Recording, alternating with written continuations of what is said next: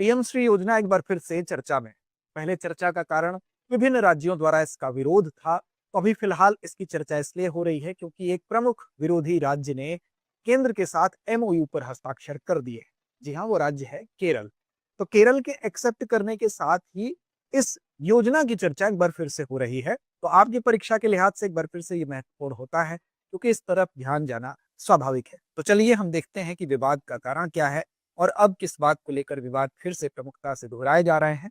साथ ही साथ इसकी प्रमुख विशेषताएं क्या हैं, उन विशेषताओं को भी देखेंगे ताकि आगामी परीक्षा की राह में ये टॉपिक अगर आए तो आपके लिए सहायक हो सके।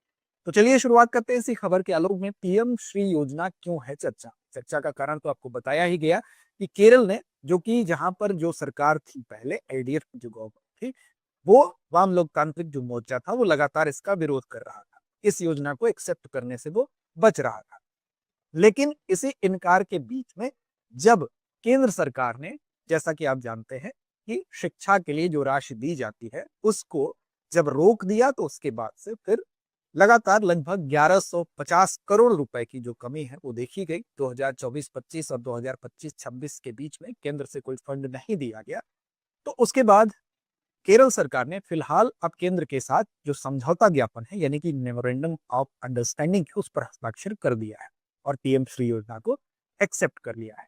तो इसी विषय पर अब फिर से जो विपक्षी दल है वो मुखर हो रहा है और फिर से इसका विरोध का स्वर हमें सुनने को मिल रहा है। इसकी वजह से इसकी चर्चा हो रही है। तो आइए समझते हैं सबसे पहले कि क्या है पीएम श्री योजना, तो किन बातों को लेकर किन स्टेट्स का अपना विरोध दर्ज हुआ है उसको भी देखेंगे। तो देखिए, सबसे पहले तो कोई भी योजना होती है तो उसका पूरा नाम ही आपके लिए महत्वपूर्ण है। तो इसका पूरा नाम क्या है? PM school for rising India. याद रखिएगा इसका पूरा नाम PM school for rising India. तो ये बेसिकली क्या है इसका नाम, इस नाम को आप याद रखेंगे। पूरा नाम भी कभी कभी आपसे पूछा जा सकता है। अब इसकी शुरुआत कब हुई थी? तो शुरुआत आप जानते हैं कि इसकी शुरुआत 2022 में हो गई थी और 2022 से लेकर इसकी जो अवधि है वो ये कहा जा रहा है कि 2022-23 से लेकर 2026-27 तक इसकी अवधि है। यानी कि इस योजना को का जो प्रारंभिक हम कह सकते हैं जो लक्ष्य तय किया गया है वो ये अवधि रखी गई। अब इसका मुख्य उद्देश्य क्या है, उद्देश्यों पर भी बात करेंगे। तो देखिए, इसका उद्देश्य ये है कि आप जानते हैं 2020 में एनईपी यानी कि न्यू एजुकेशन पॉलिसी जब आई, तो इस नई शिक्षा नीति को किन स्कूलों को पहले मॉडल स्कूलों के रूप में तैयार किया जाए और उन स्कूलों को ऐसा तैयार किया जाए कि वो न्यू एजुकेशन पॉलिसी को अपने यहाँ लागू करें। उसी आधार पर वहां शिक्षण प्रशिक्षण दिया जाएगा और उन मॉडल स्कूलों का अनुकरण बाकी देश के स्कूल करेंगे। तो हम कह सकते हैं कि जो 14,500 राष्ट्रीय शिक्षा नीति का अनुपालन करते हुए ऐसे विद्यालय तैयार किए जाए कि जिनका अनुपालन, जिनको देखकर कि वहां पर एनईपी की जिस तरह से पॉलिसीज को लागू किया जा रहा है, बाकी जगह के स्कूल उसको उसका अनुकरण करें। तो मॉडल स्कूल जो 14,500, ये लक्ष्य तय किया गया कि वहां पर इतने स्कूल तैयार किए जाएंगे। इसके तहत तो पीएम श्री जो ये योजना है इसके तहत तैयार किए जाएंगे। अब यहाँ पर ये स्कूल कैसे होंगे? तो ये केंद्र सरकार के भी स्कूल हो सकते हैं, ये राज्य सरकार के भी हो सकते हैं, स्थानीय निकायों के भी स्कूल हो सकते हैं, इनके द्वारा प्रबंधित ये स्कूल हो सकते हैं और प्राइमरी और सीनियर सेकेंडरी यहाँ लेवल तक ये स्कूल हो सकते हैं। अब इसका उद्देश्य क्या है? तो इसका उद्देश्य एक तो एनईपी हो गया, यानी एनईपी का इम्प्लीमेंटेशन हो गया। उनको मॉडल स्कूल के रूप में इतने स्कूलों का टारगेट रखा गया। हालांकि 13,070 स्कूल अभी इसमें लगभग समाहित हो चुके हैं, इस मॉडल को अपना चुके हैं। लक्ष्य कितना है? तो लक्ष्य है 14,500, इसको आप याद रखेंगे। अब यहाँ पर एक ऐसी शिक्षा व्यवस्था जिसकी पेडागोगी कैसी हो, यानी कि समावेशी शिक्षा हो, जिसमें सबको समाहित किया जाए और एक ऐसा पोषणकारी माहौल बनाया जाए जिससे कि जो भी बच्चा हो उसका एक समग्र विकास हो सके, यानी कि कंप्लीट उसका जो डेवलपमेंट है वो हो सके। और साथ ही साथ ये तो पेडागोगी के स्तर पर सुधार हो गया और दूसरा यह है कि जो आधुनिक संसाधन होते हैं यानी इंफ्रास्ट्रक्चर में भी सुधार की बात की जा रही है और जो भी आधुनिक सुविधाएं हैं वो उनको इस तरीके से तैयार करने के लिए दी जाएगी। ये इसका उद्देश्य है। बेसिकली क्या उद्देश्य है मुख्य तौर पर? तो जो पेडागोगी के लेवल पर यानी कि शिक्षण पद्धति में सुधार, जिसमें कि आगे और विशेषताएं क्या है उसको आपको बताएंगे, और साथ साथ एनईपी 2020 को लागू करना, एक मॉडल स्कूल का हम कह सकते हैं एक मॉडल, एक नमूना तैयार करना जिसको देख के बाकी विद्यालय बाकी तो अनुकरण कर सके। फंडिंग, अब इसको फंडिंग कैसे होगी? तो देखिए, इसमें भी 3 श्रेणियां हैं। फंडिंग की अगर बात करेंगे, सबसे सिंपल श्रेणी ये है जिसमें कि 60% फंडिंग कौन करेगा? 60% फंडिंग करेगा आपका सेंट्रल गवर्नमेंट, और इसमें 40% जो फंडिंग है वो किसके द्वारा की जाएगी, तो ये स्टेट गवर्नमेंट के द्वारा की जाएगी। ठीक है, ये एक सिंपल सा फार्मूला है। लेकिन दूसरी कंडीशन ये है कि कुछ ऐसे विशेष राज्य होते हैं जहां पर सुविधाएं उतनी आसानी से मुहैया नहीं हो सकती, जैसे कि पूर्वोत्तर के राज्य हो गए, जो हिमालयी राज्य हो गए, इसमें इसी कैटेगरी में जम्मू कश्मीर को भी रखा गया है। यहाँ पर फंडिंग कैसी होगी, तो यहाँ पर 90% जो है वो फंडिंग सेंट्रल के द्वारा की जाएगी, और यहाँ पर 10% ही राज्य को यहाँ पर खर्च करना पड़ेगा। तो ये दूसरा है। और तीसरी एक श्रेणी भी है, बिना विधानसभा वाले केंद्र शासित प्रदेश जो होंगे वहां पर 100% जो है वो केंद्र सरकार ही फंडिंग करेगी। तो फंडिंग का अनुपात ये है, ये आपको बताया गया।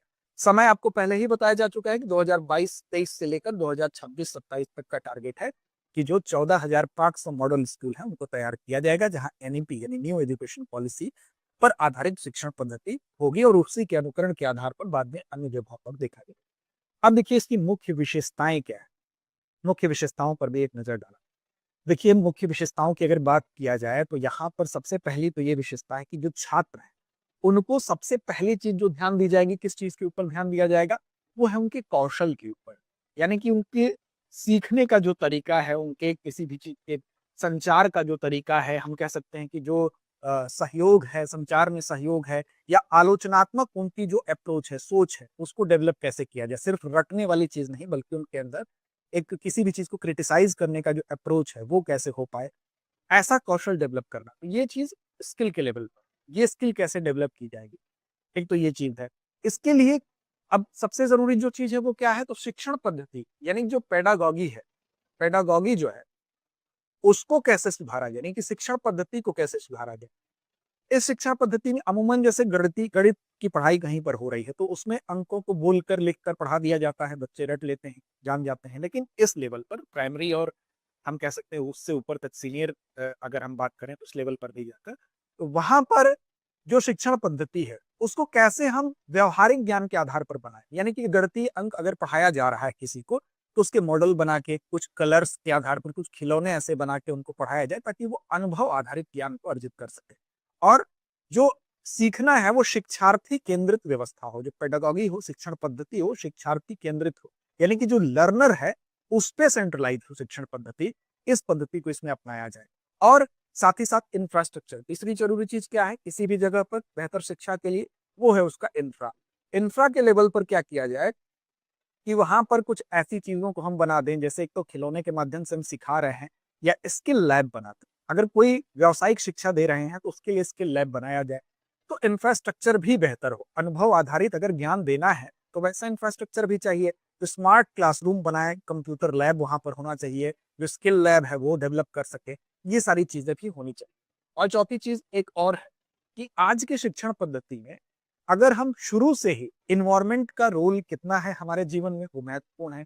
हायर क्लासेस में जाके जब इन्वायरमेंट के बारे में हम पढ़ते हैं तो वो एक सैद्धांतिक बात लगती है, लेकिन अगर शुरुआती दौर से ही इन्वायरमेंट या जल संरक्षण की बात अगर पढ़ाई जाने लगे, कचरा जो है उसका पुनर्चक्रण कैसे होता है, यानी कि जो ग्रीन इनिशिएटिव्स वो शुरुआती दौर से ही अगर पढ़ाई जाएंगी तो एक हैबिट का हिस्सा हो जाएगी। जैसे कंपोस्ट पिट है, उससे खाद कैसे बनाई जाती है, या रेन वाटर हार्वेस्टिंग जो है उसके बारे में अगर शुरुआती दौर से ही सिखाया जाए तो ये चीजें क्या होंगी, शुरुआती बुनियादी शिक्षा जो है, एकदम शुरुआत की जो शिक्षा है अगर उसमें ये सारी चीजें शामिल होंगी तो ऊपर लेवल पर जाकर हम इस चीज को और बेहतर तरीके से सीख भी सकेंगे और इसको इम्प्लीमेंट भी कर सकेंगे, और नए नए इनिशिएटिव ले सकेंगे, नए नए आइडियाज आ सकेंगे। तो ये सारी चीजें इसमें इसकी विशेषताएं हैं। यानी कि कौशल का विकास करना है शिक्षण पद्धति पेडागॉगी लेवल पर, इंफ्रास्ट्रक्चर के लेवल पर, और ग्रीन इनिशिएटिव जैसे पहल को इसमें करना है। तो ये इसकी विशेषता है। दूसरी चीज है, अब सवाल ये है कि ये जो पीएम श्री योजना है, इस स्कूल योजना में राज्यों का विरोध क्यों था। सुनने में तो ये सारी योजना बहुत अच्छी लग रही है, लेकिन राज्य इसका विरोध क्यों कर रहे हैं। तो देखिए हर राज्य का विरोध करने का अपना एक तरीका था। अब ये जो स्कूल होंगे, एक चीज और आपको बता दें कि ये जो स्कूल होंगे, स्कूलों को जो फंडिंग दी जाएगी वो किस आधार पर दी जाएगी, पहले उसको समझ लीजिए। फंडिंग दी जाएगी उसके लिए चेकलिस्ट मॉनिटरिंग टूल डेवलप किया गया, जिसको कि SQAF कहा गया। क्या कहा गया, SQAF कहा गया। ठीक, अब इसके आधार पर ही इसमें एक ऐसा मानक है, जो कुछ हाई लेवल के उच्च मानक बनाए गए, जो सर्वश्रेष्ठ प्रैक्टिस जो स्कूल करेगा, यानी कि जो बेस्ट प्रैक्टिस करेगा, इन मानकों पर जो स्कूल खरा उतरेगा, उसी के आधार पर उस स्कूल की रैंकिंग तय होगी। और उस असेसमेंट के बाद, यानी कि उन मानकों पर कौन सा स्कूल कितना खरा उतर रहा है, उसका असेसमेंट करने के बाद स्कूलों को रैंकिंग दी जाएगी और उसी के आधार पर उनको फंड आवंटित किया जाएगा। तो SQAF की जो व्यवस्था बनाई गई, ये इसी पर बनाई गई। अब कुछ जो स्टेट थे जो कि न्यू एजुकेशन पॉलिसी को ही एक्सेप्ट नहीं कर रहे थे, कुछ का इसके कुछ क्लास को लेकर विरोध है, वो अलग अलग विरोध स्टेट कर रहे थे। लेकिन इसी आधार पर अभी जैसा कि केरल का हालिया मामला है, केरल के मामले में केंद्र सरकार ने क्या किया था, 2024-25, 2025-26 में जो समग्र शिक्षा है उसके तहत जो राशि आवंटित की जाती है उसको रोक दिया था। अब इससे लगभग 1150 करोड़ रुपए की राशि से केरल महरूम रह गया। तो उसको लगा कि हमारे यहाँ की जो प्रारंभिक शिक्षा है, चाहे वो प्राइमरी लेवल की हो या सीनियर सेकेंडरी लेवल की, वो प्रभावित हो रही है। तो केरल ने फिलहाल केंद्र के साथ MOU पर हस्ताक्षर कर लिया है। अब देखिए, इसमें विरोध केरल का पहले क्या था, केरल जो है NEP 2020 लागू करने के प्रावधान पर ही आपत्ति कर रहा था, इसीलिए इसका विरोध था। लेकिन फिर केरल फिलहाल इसको एक्सेप्ट कर लिया है। तमिलनाडु का विरोध अब भी है। तमिलनाडु के विरोध का कारण क्या है, तो NEP को पूरी तरह से लागू करने की जो बाध्यता है उस पर तमिलनाडु का विरोध है। पश्चिम बंगाल भी एक है राज्य ऐसा, तो तमिलनाडु और पश्चिम बंगाल ने अभी भी इसको एक्सेप्ट नहीं किया है। पहले दिल्ली और पंजाब का भी विरोध था। पश्चिम बंगाल का विरोध क्यों था, तो पश्चिम बंगाल का ये कहना है कि इसमें जो PM श्री नाम जोड़ने की जो बाध्यता है, उससे कहीं ना कहीं जो सरकार है वो अपनी ब्रांडिंग कर रही है। क्योंकि इसका ये तर्क है पश्चिम बंगाल का कि इसमें राज्यों की भी हिस्सेदारी है 40% की, तो इस पर PM श्री जोड़ने पर इनको आपत्ति थी। तो ये इनका अपना मसला है। दिल्ली और पंजाब ने भी विरोध किया था शुरुआती दौर में, लेकिन फिलहाल दिल्ली और पंजाब ने एक्सेप्ट कर लिया है। कुछ अन्य जगहों पर जहां पर दूसरी सरकारें हैं, उन लोगों ने भी इसका विरोध अपना अपना दर्ज किया है। तो ये कुछ प्रमुख विरोध भी रहे हैं। फिलहाल अभी तमिलनाडु और पश्चिम बंगाल ऐसे राज्य हैं जिन्होंने कि इसको एक्सेप्ट नहीं किया है।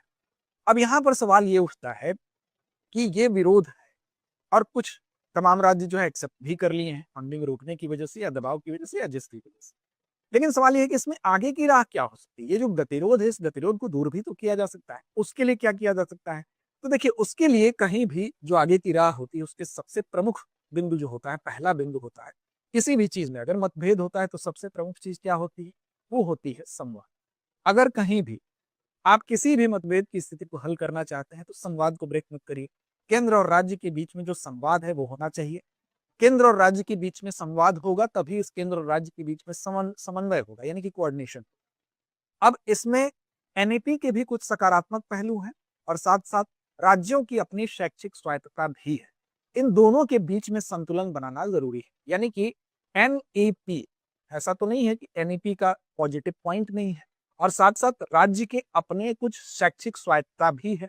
तो स्टेट का अपना जो शैक्षिक स्वायत्तता है और NEP के जो सकारात्मक बिंदु है, इन दोनों के बीच में कैसे उचित समायोजन बनाया जाए, इस पर विचार करने की जरूरत है। ये एक दूसरा पहलू है। तीसरी बात यह है कि किसी भी व्यवस्था के सफल होने में एक बहुत बड़ा कारण होता है पारदर्शिता, यानी कि ट्रांसपेरेंसी। अब पारदर्शिता होगी, यानी कि अगर मान लीजिए आपने पारदर्शी व्यवस्था बनाई, पारदर्शी व्यवस्था का मतलब कि आपने कहा कि जो हमने पैरामीटर सेट किया है SQAF में, जो मानदंड बनाए हैं, उसमें जो स्कूल जितना बेहतर प्रदर्शन करेगा उसी के आधार पर उसको फंडिंग हो। अब वो मानक क्या क्या है, वो मानक ट्रांसपेरेंट होने चाहिए, सबको दिखने चाहिए, ताकि पता चले कि SQAF का जो मानक है उसमें किसी प्रकार का कोई मिलावट नहीं है, वो सबके लिए एक समान है। जो बेहतर प्रदर्शन करेगा वो उसको फंडिंग में किसी प्रकार की समस्या नहीं आएगी, किसी प्रकार के हम कह सकते हैं भेदभाव का आरोप नहीं लगेगा। तो एक तो ये हो सकता है, तो संवाद करना पड़ेगा। NEP और स्टेट के अपने शैक्षिक स्वायत्तता के बीच में संतुलन बनाना होगा। एक पारदर्शी व्यवस्था बनानी पड़ेगी ताकि राज्यों की स्वायत्तता भी बनी रहे और हम इसके दिशा में बेहतर प्रयास कर सकें और इसका जो हम कह सकते हैं बेहतर रिजल्ट पा सकें। तो ये आगे की राह हो सकती है, इस पर ध्यान देने की जरूरत है। तो आइए अब चलते हैं आज के अभ्यास प्रश्न की तरफ, और इसकी जिम्मेदारी हमेशा की तरह छोड़ते हैं आपके ऊपर। आप जवाब दीजिए इस प्रश्न का कमेंट बॉक्स में। PM श्री योजना की शुरुआत कब हुई थी, 2019, 2020, 2021 या 2022? इस प्रश्न का जवाब कमेंट बॉक्स में देना ना भूलिए। लड़ते रहिए अपने लक्ष्य की ओर बढ़ते। अब एग्जाम की तैयारी को और बेहतर करने के लिए हमारे चैनल को लाइक, शेयर और सब्सक्राइब करना ना भूलें।